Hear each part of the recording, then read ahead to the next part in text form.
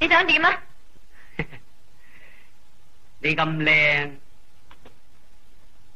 我想同你親熱下啫。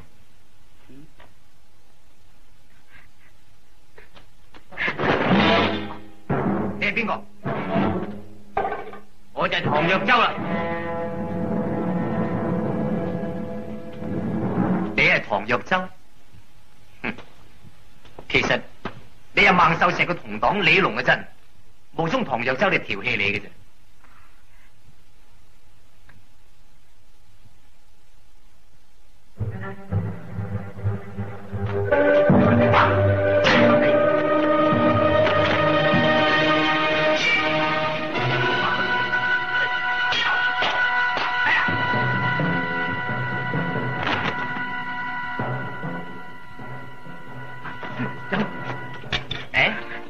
姑娘，後莫須，你跟我又入睇下戰會明白。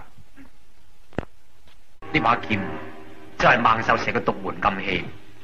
係，我認得。孟秀石呢個採花大賊，雙手染滿咗血腥，好彩我唔肯嫁俾佢啫，咪就不堪設想噶啦。係呢，呢位好漢貴姓名啊？連姑娘，我諗以後仲會有一面之緣嘅，咁到時姑娘自然會知道。而家算我有事在身，告辭先。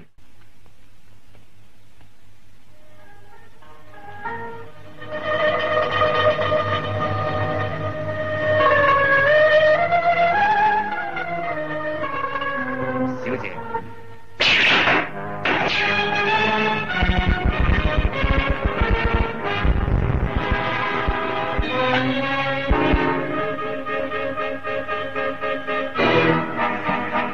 呢次你不打自招。